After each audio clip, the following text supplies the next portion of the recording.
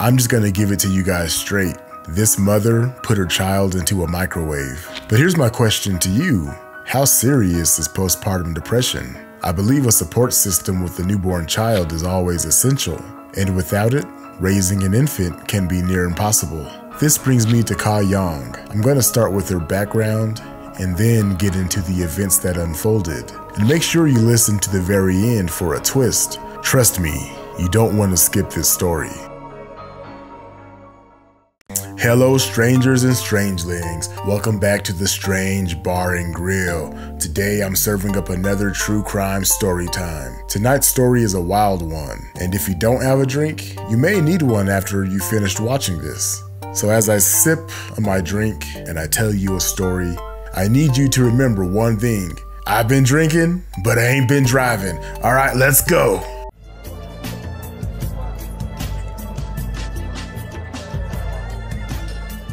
Ka Young, who was 29 years old at the time of the killing, was born in the United States and is of Hmong descent. She lived in Sacramento with her husband, Chi Lo, her 3 young sons who were aged 4, 7, and 8 at the time, and their daughter, Mirabelle, who was born on January 22nd, 2011. She was very happy to have a daughter, and by all accounts, she loved and cherished Mirabelle. Chi's brother, Va Lo, also lived with the family, and Young's mother, Shua Ku Young, stayed with them periodically. Young's relatives lived nearby and helped when needed. So it seems to me she certainly had that support system that she needed. Young worked as an office worker while pregnant with Mirabelle. And after Mirabelle's birth, she worked at home preparing checks over the internet for a few hours a day. Chi was a long-haul truck driver. Typically, he was on the road during the week and at home on the weekends, but at times he would be gone for up to 14 days at a time.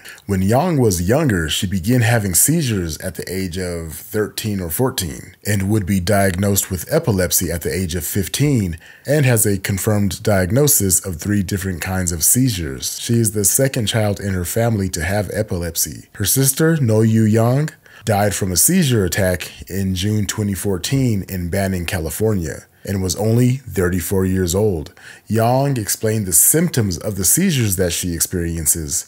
She says that she sees white light, wakes up and finds herself in a different room or place, and she just does not recall how she got there. Young and her husband had raised 3 healthy boys before Mirabelle's birth. However, knowing that Ka Young has epilepsy, her siblings would take turns to come and live with her to help out. On this occasion, it was Va Lo, Chi's younger brother, who came to live with them to support taking the children back and forth to school each day. On the 17th of March 2011, Young's mother, Shua, had spent the night at her daughter's home as she regularly would to help with the children. Shua spent that morning working on the yard before going back into the house to make breakfast at around 10 a.m. She asked her daughter Ka Young if she had changed the baby's diaper. Young said that she had, but Shua checked baby Mirabelle's diaper and saw that she had put too much powder on her bottom. So she took the baby to the bathroom sink and washed her off. Afterwards, she placed the baby on the sofa to get her dressed.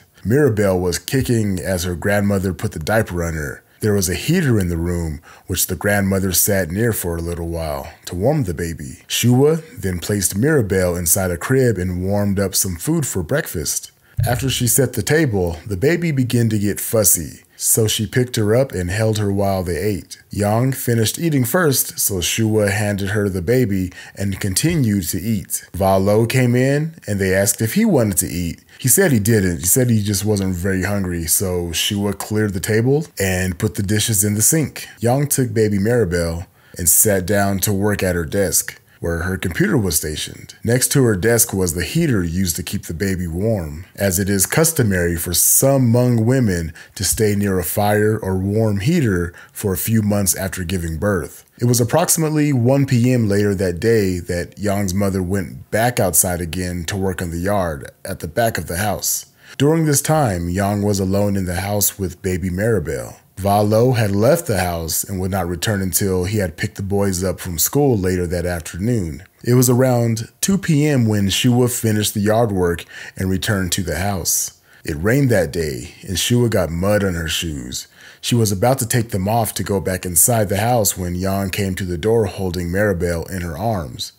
The baby was still wrapped in the same blanket that Shua left her in. Yang would say, "Mom, hurry, take baby Maribel to the hospital. Look what happened to her." Shua saw that Yang looked disoriented and her hair was disheveled. There was blood on her lips from having bit her tongue, and it was swollen. She couldn't speak clearly, and Yang had wet herself. Having taken care of Ka Yang and seen her seizures countless times before, Shua knew that Yang had just suffered a seizure. Shua took the baby from her daughter and opened the blanket. The baby was wearing a onesie. Shua tried to undo the button at the top of the zipper to figure out what had happened. When she pried the button open, she saw the baby's skin peel where the button had chafed. The baby felt very warm to the touch, like too warm. It was at this time that Valo had come back to the home with the boys after collecting them from school. Shua called out to Valda, come look at baby Maribel, and told him to call an ambulance. Valo called 911. Upon the 911 call being received, the police also attended the scene.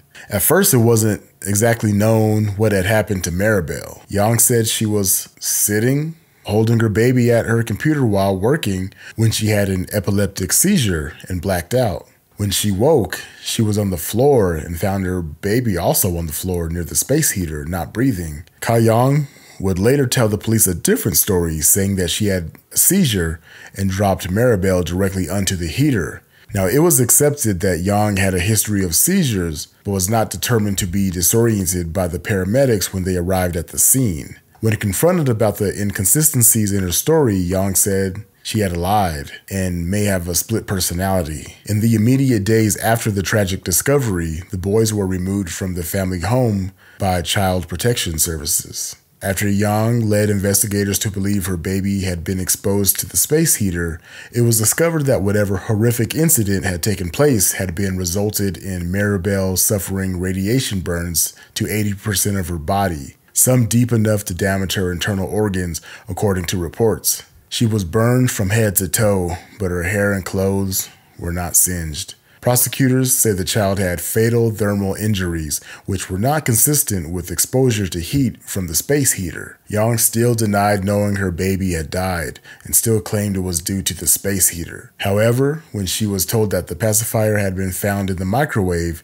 and she was questioned around that, Yang finally admitted to putting her baby inside the microwave and pressing start. Maribel had been cooked on high heat for around 5 minutes, and her tiny insides had been fried.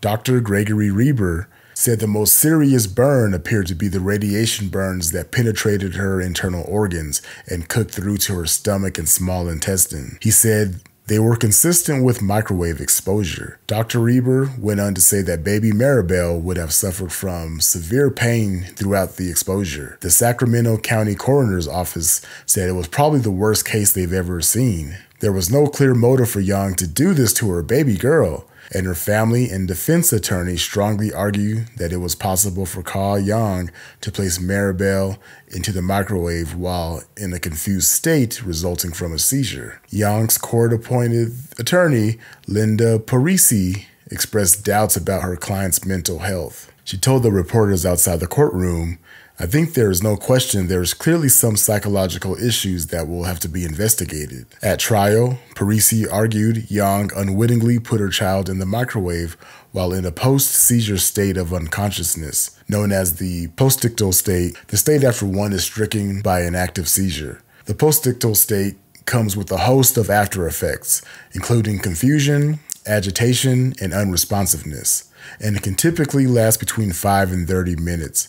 A Yang family spokesman also said she did not know what she was doing and described Yang as a gentle and nice woman who would not have intentionally harmed her child. The last memory that Ka Yang had of her daughter that day was holding her at her work desk. It was about 2 days after Maribel died that Ka Yang started to understand what her family had said happened to Maribel. Yang cried. She said to her mother, "I never thought that with my seizures, I would lose my little girl." On November 13th, 2015, after 3 weeks of jury trial and 2 days of jury deliberation, Ka Yang was found guilty of first-degree murder. On December 18th, 2015, Ka Yang was sentenced to 25 years to life in prison. Now, up until this point of the story, do you guys think the 25-year sentence is warranted? Should she have gotten life in prison? Or do you think that she was not guilty by, reason of insanity? Let me know in the comment section. However, in July of 2021, acting presiding justice Elena Duarte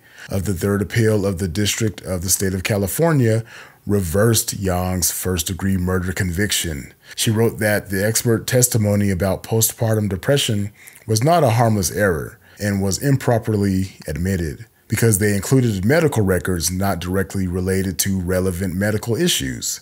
The reason for the appeals court reversal of the murder verdict relates to the expert testimony of prosecution witnesses. Even though the trial court had ruled that Yang's psychological records were privileged, the prosecutor announced that he had reviewed them prior to cross-examination of one of Yang's expert witnesses. The prosecutors sought and received permission to go into the psych records, including key testimony by Dr. Angela Vickers, Mirabelle's pediatrician, who gave a lengthy explanation of postpartum depression, although she had no special training in psychiatry or psychology and was admittedly not qualified to render an opinion regarding postpartum depression or psychosis. Vickers also failed to testify that she saw any actual evidence of postpartum disorders in Yang, especially since she actually screened her and found her to be negative for postpartum disorders after Mirabelle's death. Instead, her testimony was full of descriptions of generalized risk factors and statistics, and after reviewing key components of the trial, the Apollo court agreed the trial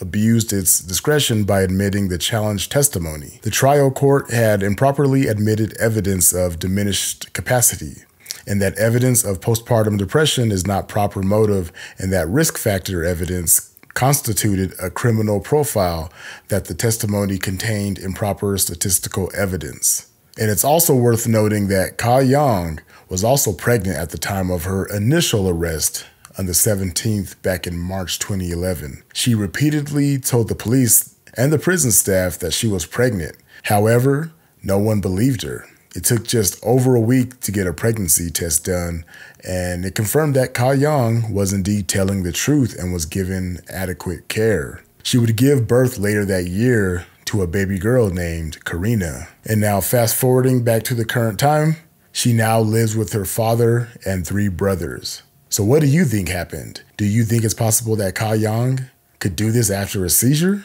Or do you think maybe she suffered some sort of mental break? Let me know in the comment section.